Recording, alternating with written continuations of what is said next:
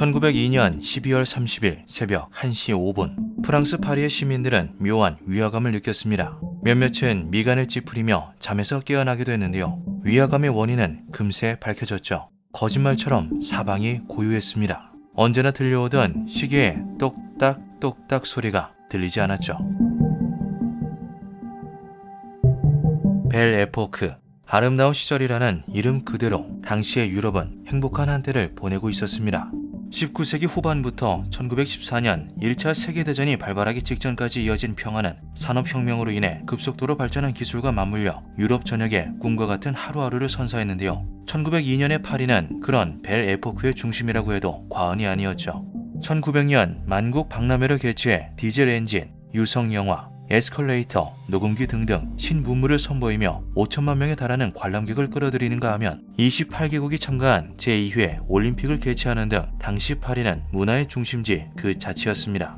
눈을 감았다 뜰 때마다 사방에 혁신적인 기술들이 등장했는데요. 전구의 발명으로 밤이 낮처럼 환해졌고 전화의 발명으로 언제 어디서나 원하는 사람과 대화를 나눌 수 있게 되는 등 몇 년 전이라면 상상도 못했던 일상이 찾아왔죠. 사람들은 과학이 모든 문제를 해결해 줄 것이다라는 낙관에 빠져 지금의 평화가 영원할 것이라 믿었습니다. 그런데 이러한 파리의 평화를 뒤흔드는 대사건이 아무런 예고 없이 찾아오게 되는데요. 혼란은 그 누구도 상상하지 못한 형태였죠.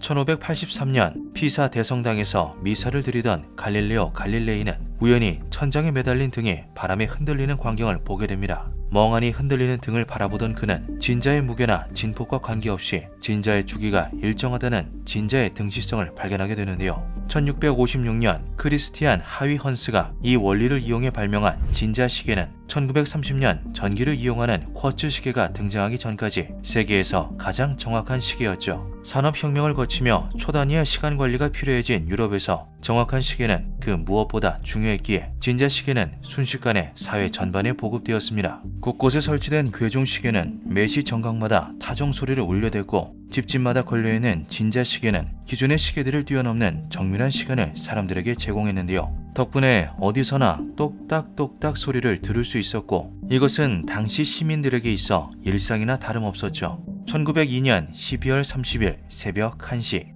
한 해를 마무리하기 위해 많은 사람들은 한밤중에도 연말 파티를 벌이고 있었습니다. 한껏 상기된 얼굴로 술잔을 기울이던 사람들은 어느 순간 무언가 잘못되었다는 것을 깨닫는데요. 메트로놈처럼 언제나 들려오던 시계 소리가 어디에서도 들리지 않았던 것이죠.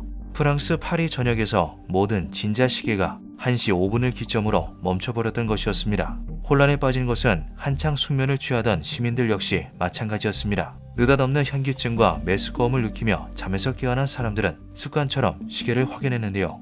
처음에는 시계의 고장이라고 생각했던 그들이었지만 얼마 지나지 않아 모든 시계가 멈춰버렸음을 알게 되었죠. 얼마 후 사람들은 태엽과 같은 기타 방식으로 작동하는 시계는 멀쩡히 움직이고 있다는 것을 깨닫고 더더욱 큰 혼란에 빠지게 됩니다.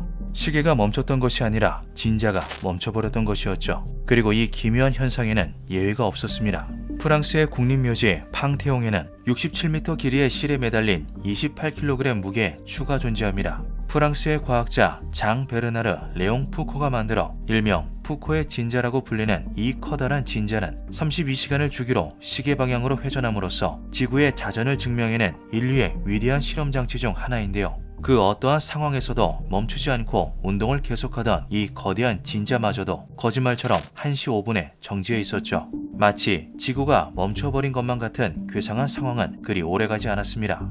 몇 분 혹은 몇십 분 후 천천히 진자들은 다시 제 역할을 하기 시작했는데요. 일상은 돌아왔지만 충격은 쉬이 가시지 않았죠. 파리 내의 모든 진자가 정지한 것과 더불어 수많은 사람들이 동시에 현기증, 메스꺼움, 탄력감을 느꼈다는 것은 대중들에게 공포를 심어주기에 충분했습니다. 앞서 말했듯 당시 사람들은 과학으로 모든 문제를 해결할 수 있다고 믿고 있었는데요. 때문에 이 정체불명의 현상을 해명하기 위한 수많은 가설들이 등장한 것은 필연이었죠. 먼저 경미한 지진으로 인해 지각판이 흔들리며 진자운동을 방해했다는 주장이 제기되었습니다. 그러나 당시 파리는 물론 프랑스 전역에서 지진이 발생한 기록은 존재하지 않는데요. 몇몇 과학자들은 지구 자전의 일시적인 변화가 진자들을 일시에 정지시켰다는 가설을 내놓았죠. 이 가설은 당시에 발생한 모든 현상들을 명쾌히 설명할 수 있었지만 지구의 자전축이 일시적으로 변화했다면 단순히 진자들이 잠깐 정지하는 것을 넘어서 여러 자연재해를 불러왔을 것이 분명했습니다. 하지만 특기할 만한 재해가 발생한 적은 없었고 때문에 지구의 자전이 일시적으로 변화하였다는 가설은 금방 힘을 잃고 말았는데요. 강렬한 태양 플레어가 지구의 자기장을 뒤흔들어 놓았다, 타임스톰이라 불리는 희귀한 대기 현상이 만들어낸 것이다 등등 여러 가설들이 등장했지만 그 무엇도 1902년 파리에서 벌어진 괴현상을 명쾌히 풀어내지는 못했죠. 이윽고 외계인의 소행이라는 음모론적인 주장까지 터져나왔지만 결국 이 문제는 해결되지 못한 채 미스터리로 남게 됩니다. 그리고 미스터리가 풀리지 않은 것은 현대에 들어서도 마찬가지였는데요. 그 결과 21세기에 들어서 완전히 다른 방향의 가설이 등장하게 되죠. 핵 붕괴 에너지의 총량이 크다는 것은 알지만 붕괴 속도가 너무 느려 폭탄을 만드는 것은 불가능합니다. 원자폭탄의 가능성을 부정하던 아인슈타인에게 물리학자 레오 실라르드는 SF 소설의 한 장면을 들어 설득했습니다. 연쇄 반응을 일으키면 됩니다. 해방된 세계에서 핵 반응을 가속시켜 만든 폭탄이 등장해요. 그 말을 들은 아인슈타인은 원자폭탄이 실제로 존재할 수 있음을 깨닫고 루즈벨트 대통령에게 미국이 먼저 원자폭탄을 만들어야 한다고 편지를 보내 맨해튼 계획을 시작시켰죠. 놀라운 점은 영국의 SF 소설가 허버트 조지 웰스가 해방된 세계에서 원자폭탄의 원리를 제안한 것이 원자폭탄이 발명되기 무려 31년 전이라는 것입니다. 거의 예언에 가까운 소설을 집필했을 정도로 풍부한 과학 지식을 자랑하는 조지 웰스는 원대한 상상력을 바탕으로 타임머신, 모로 박사의 섬, 우주전쟁 등 지금까지도 회자되는 SF 소설들을 내며 엄청난 명성을 얻게 되는데요. 1898년 그가 집필한 단편소설 기적을 행할 수 있는 남자 역시 많은 인기를 끌었었죠. 최초의 현대 판타지 중 하나로 알려져 있는 이 소설에는 어느 날 마법의 힘을 구사할 수 있게 된 남자가 등장합니다. 이 소설의 하이라이트는 신과 같은 힘을 얻게 된 남자가 지구를 멈춰 밤이 오지 않게 만든다면 세계를 개혁할 수 있다라는 성직자의 조언을 듣고 말 그대로 지구를 멈춰버리는 장면인데요. 파리에서 벌어졌던 괴현상은 이 소설의 명장면을 바탕으로 창조된 허구의 사건이며 따라서 미스터리는 존재하지 않는다는 것이 새롭게 등장한 가설이었죠. 이 가설을 주장하는 사람들은 그렇게나 커다란 사건이 발생했음에도 불구하고 남아있는 기록들이 거의 존재하지 않는다라는 점을 근거로 들었습니다.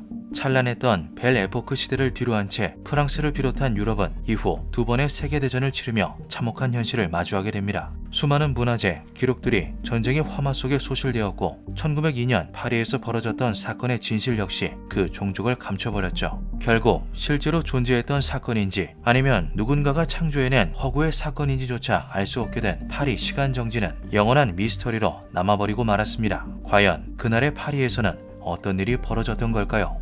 허버트 조지 웰스의 소설처럼 타임머신이 발명되지 않는 한 진실은 미궁 속에 남아있을 것입니다. 기묘한 밤이었습니다.